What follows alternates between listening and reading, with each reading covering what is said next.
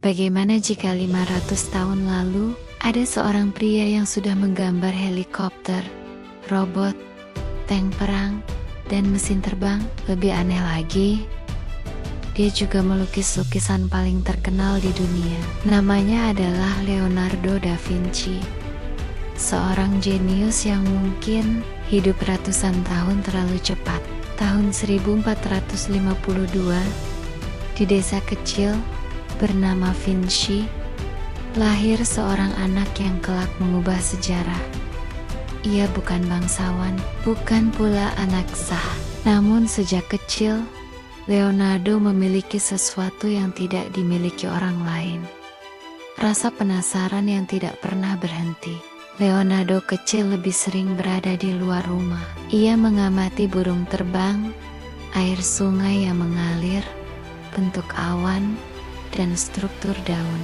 Alih-alih bermain seperti anak lain, ia menggambar semua yang ia lihat. Tanpa disadari, ia sedang melatih dirinya menjadi pengamat alam terbesar dalam sejarah. Ketika ayahnya melihat bakat luar biasa itu, Leonardo dikirim ke kota seni terbesar di Italia, Florence. Disinilah takdirnya berubah. Ia akan belajar dari salah satu seniman terbesar zaman itu.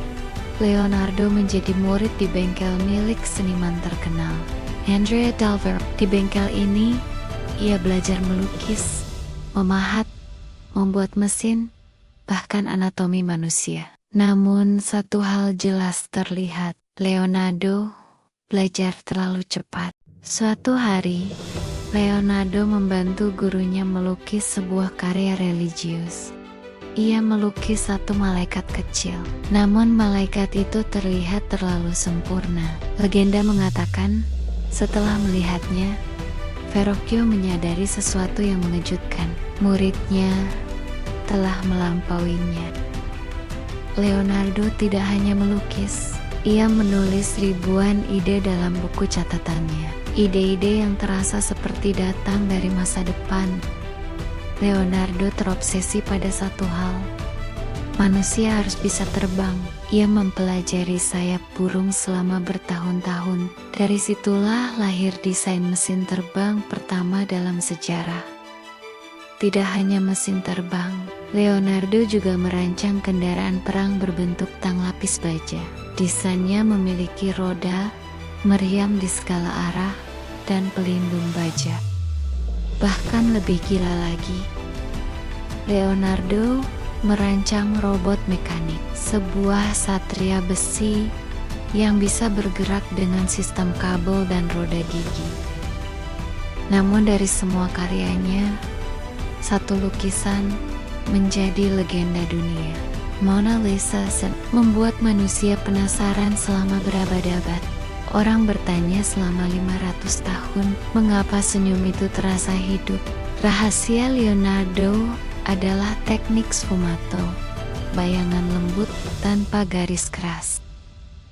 Leonardo juga menciptakan karya religius legendaris, The Last Supper. Setiap mir bereaksi berbeda saat Yesus mengumumkan pengkhianatan. Leonardo ingin memahami tubuh manusia secara. Untuk itu, ia melakukan sesuatu yang dilarang pada zamannya. Ia membedah mayat manusia secara diam-diam. Dari penelitian itu, lahirlah gambar legendaris. Simbol harmoni antara seni, matematika, dan sains. Masalah terbesar Leonardo adalah pikirannya terlalu penuh ide. Ia sering meninggalkan proyek sebelum selesai. Leonardo bekerja untuk penguasa kuat, Ludovico Sforza. Ia merancang benteng, senjata, dan sistem kanal air. Leonardo meneliti air, cahaya, optik, hingga geologi. Ia percaya satu hal, semua ilmu saling terhubung. Di sana ia hidup tenang sebagai penasihat kerajaan. namun pikirannya masih penuh ide. Di usia tua, Leonardo diundang oleh Raja Prancis, Francis I of France. Ia tinggal di kastil kecil bernama Château du Clos-Luz. Pada tahun 1519,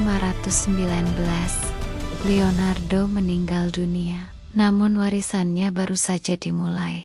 Ratusan tahun kemudian, para ilmuwan membuka catatan Leonardo. Mereka terkejut, banyak desainnya ternyata benar-benar bisa bekerja.